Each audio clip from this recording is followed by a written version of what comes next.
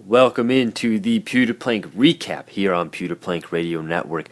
I am Josh Hill, senior writer over at the TWP.com, bringing you wonderful news this Monday morning. Yes, the Tampa Bay Buccaneers get their first win of the 2011 NFL football season, and it comes on the road, it comes against an old rival, it comes in a big spot, and it is sweet that it has transpired.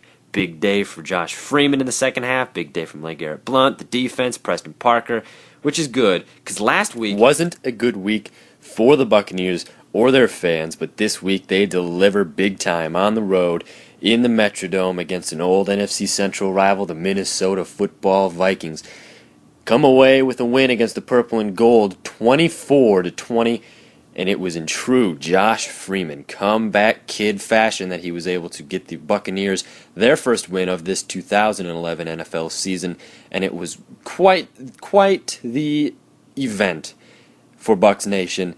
I was there in the first leg of the Live Loud and Local tour.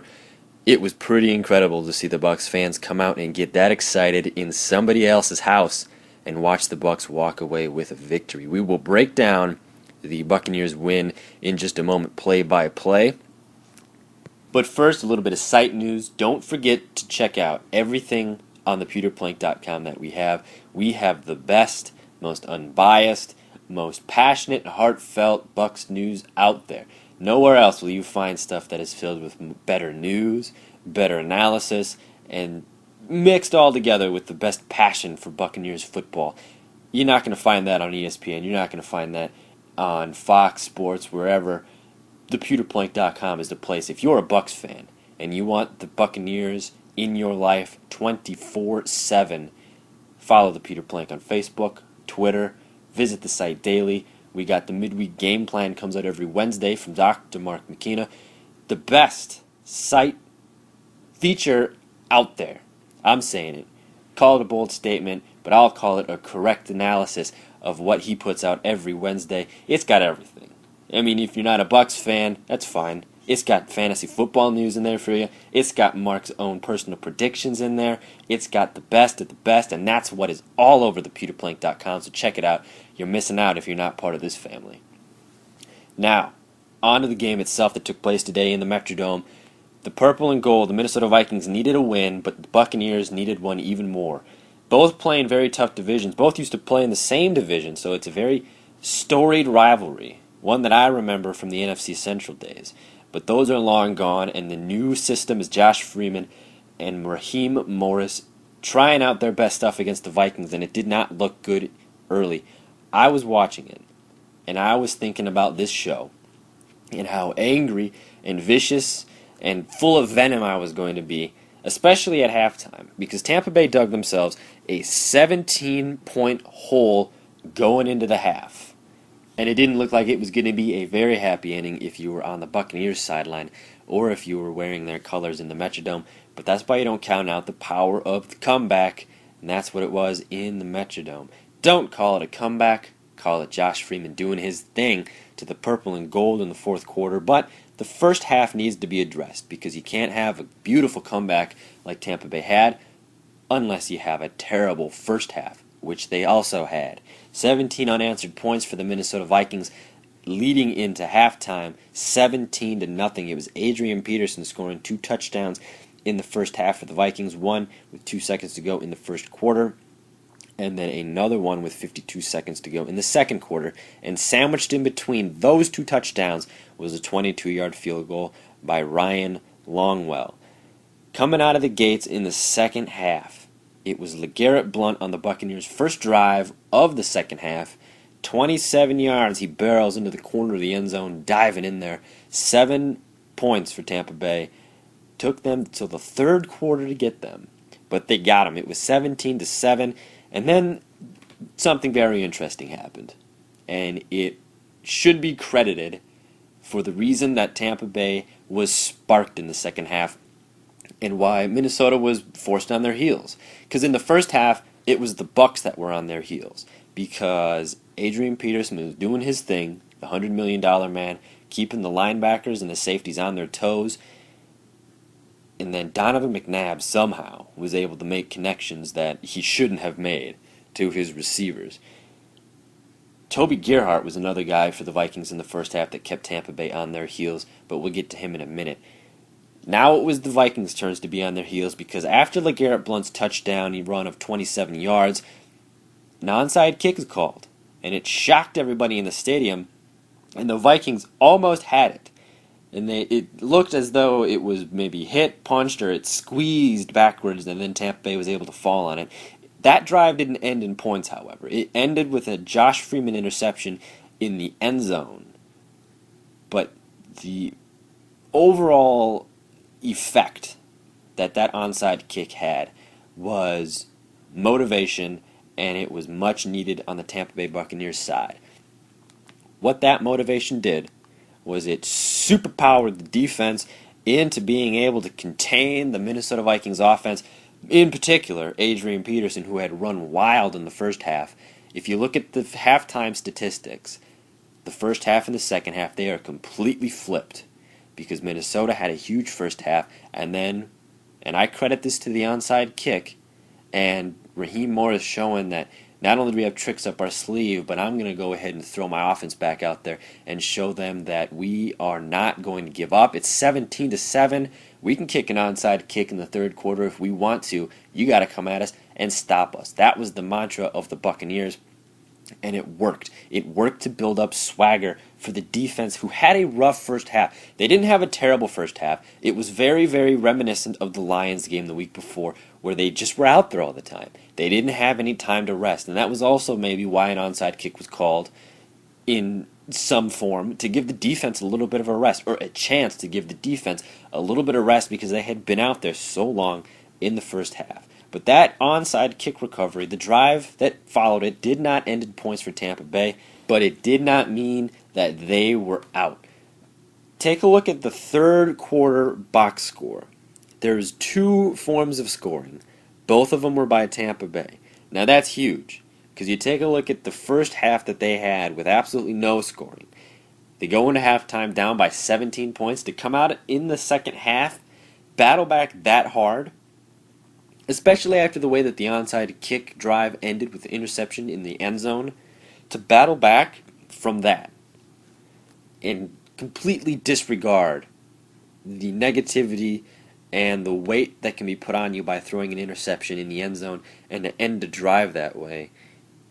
To battle back, that is a testament to Josh Freeman's leadership and the coaching ability of Raheem Morris. That's incredible, and hopefully we don't have to suffer through too many terrible first halves like that, but at least we know that this team has recaptured the mojo they had from last year in terms of fourth quarter comebacks. And that's exactly what we were treated to in the Metrodome yesterday.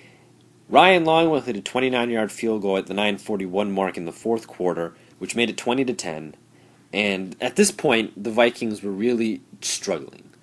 They were getting points when they had to get points, but only that drive for Minnesota was the chance for them to get points. They weren't able to get the touchdown.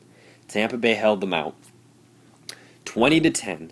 And then he works his magic. Josh Freeman leads the drive down the field. A 25-yard touchdown pass to Aurelius Ben caps it off at the 6:39 mark, which made it a 3-point game at 20-17. Now, 6:09 left in the game, down by 3 points. The defense had been beaten and pummeled in the first half by Adrian Peterson. What happens? Time does come off the clock. There's about 3 minutes left in the game, but Minnesota is out of downs. The Tampa Bay Buccaneers defense was able to push out of their minds what Adrian Peterson had done to them in the first half, and they shut him down in the most crucial part of the game. When Adrian Peterson was going to earn his money, the Tampa Bay Buccaneers shut him down. They get the ball back, and Josh Freeman, the ensuing drive, is the one that wins it all. 31 seconds to go. They're inside of Minnesota's 5. They're just letting the clock tick down, and LeGarrette Blount punches it in from 4 yards out, 24-20, and the rest, as they say, is a Tampa Bay Buccaneers win. 24-20 in the Metrodome, on the road, in an unpleasant visiting environment. Tampa Bay is able to get a win, their first of the 2011 season, and it was huge. Huge because it was a win, huge because it was on the road, huge because of the way it happened. They're going into next week riding high off of this one. They know Josh Freeman's got his mojo back. They know LeGarrette Blount can do it if they give him lanes. And they know the defense, when they rely on him, can get it done. This is a building block for that defense. They've given up points. They've gone 20-plus points in the last two games, at least 20 points or more, because they had 27 against Detroit and 20 now against the Vikings. But they can get it done. When it counts, this defense can get it together, and they can stop the opponent. They did it last week in a sense against Detroit, late in the game, where they were able to keep them off of the scoreboard.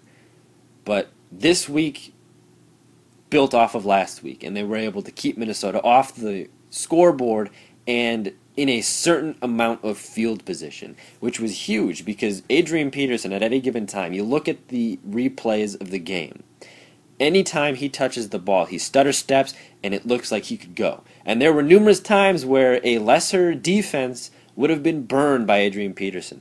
But somehow, somebody gets a hold of his ankle, gets a hold of the leg, gets a hold of the knee, and drags him down, stops his run dead, right when it looks like he's going to hit daylight, and kills the Viking drive. That was big. Because Adrian Peterson, he's no Javid Best. He's about 20 million Javid Bests rolled into one. And that's understating it. Adrian Peterson's the best running back in the NFL.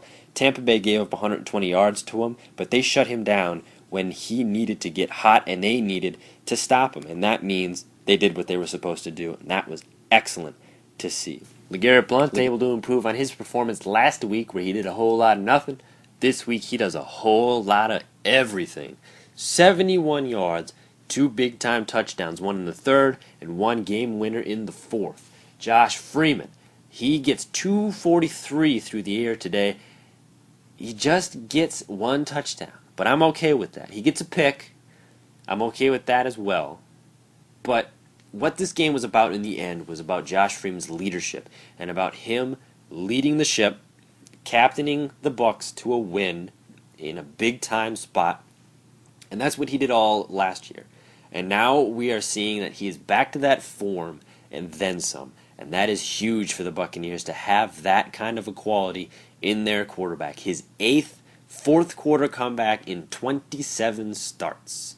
That's your quarterback, Tampa Bay, and thank you for him. On the flip side, we have the Atlanta Falcons coming into town. It's Hot Atlanta Week on the pewterplink.com. We've got the best coverage for you all week long, kicking off with the doctor in the house on Wednesday. It's Mark McKenna and the midweek game plan. We've got everything from I Am the Opponent to Friday Football Feast to pregame, halftime, postgame, pregame injury, analysis the day after. Oh, man, we got everything on the pewterplink.com. It is Atlanta Falcon Week, Division Rival Week, big time. Matt Ryan, Michael Turner, Roddy White, Julio Jones making his first trip to the Ray J. It's going to be big. We'll see how high Tampa Bay can be flying off of this win. But let's enjoy it for the week. Bask in the glory of a 24-24 quarter comeback win. Keep this fact in mind if you're having a rough Monday. Tampa Bay erased a 17-point deficit. End of sentence. End of conversation. That's how we're ending the show. A 17-point deficit erased. 24-20, they went on the road. Tampa Bay 1-1. I am senior writer Josh Hill with pewterplink.com. We will see you next Monday, hopefully on the flip side of a Bucs win. But let's enjoy the one we have right now while we have it. We'll see you next Monday. Check us out on the pewterplink.com. It's been nice having you.